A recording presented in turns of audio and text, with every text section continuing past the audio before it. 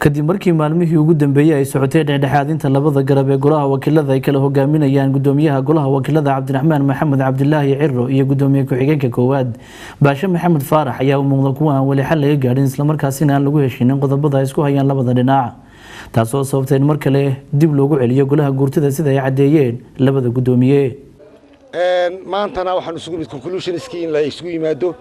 oo la soo gabagabeeyo doodihii muddada 3 cishaa loo fadhiyay. Fortunately nasiib wanaag ama nasiib darraqay doonta noqotee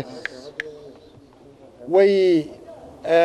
muxuu ahaa waan gaari kari weynaa qaraar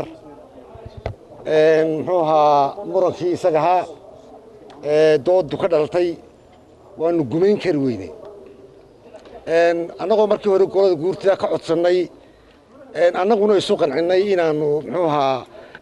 guurtida ka dulqaadno annaguna xalkama dambaysa aanu ka gaadhno oo aanu furanno muxuu ahaa bulshada Somaliland iyo guurtidaba inaanu annagu muxuu ahaa gumayno arrinkaas oo aanu dhammaystirro runtii waanu gaari kari weynay xalku wuxuu noqday inaanu guurtidii u yeedhno sidii la socoteen inaanu u dhiibno oo kuna arrintii muxuu ahaa halkaasina la martay waxaanu doonaynaa guurtiyay in arrintii gashaan jawigu guud ahaan uu fiicnaa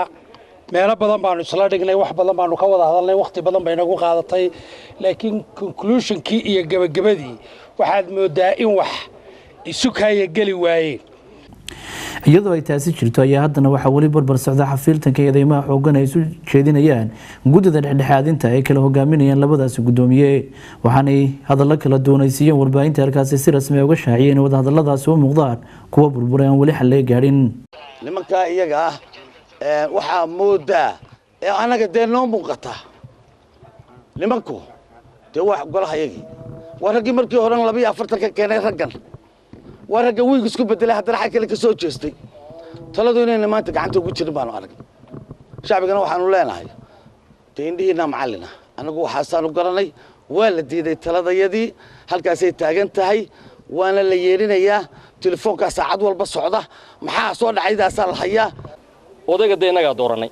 waana la ridi karaa oo mustaxiil ma madaxweynaha la ridi karaa golaha iyaga maanta wakiilada madaxweynaha jamhuuriyadda Somaliland 42 baa lagu eedayn karaa 42 baa lagu horgeyn karaa golaha guurtida iyadoo loo dhan yahay war 42 wax dhow ma aha inaga marka horna kan ka dhiganay aqbala 42 golaha wakiilada Somaliland ayaa waqtiyada qaar ah golo isku duuban isla markaasina dhinac uga soo wada jeesan jiray ansixinta iyo diidmada xeerar kala duwan ee la keenay golahaasi balse talaabadan ayaa noqonaysa khilaafkii ugu horeeyay muddayntaasi la kala irdheeyay golaha wakiilada waqti ay Somaliland kaabiga ku soo hayaan doorashooyin suwan waxaana wali la saadaalinayaa bal go'aamada kala duwan ee ka soo bixi doona golaha wakiilada xilli ay golahaasi u soo xiibsiibanayo mucaarad iyo muxaafid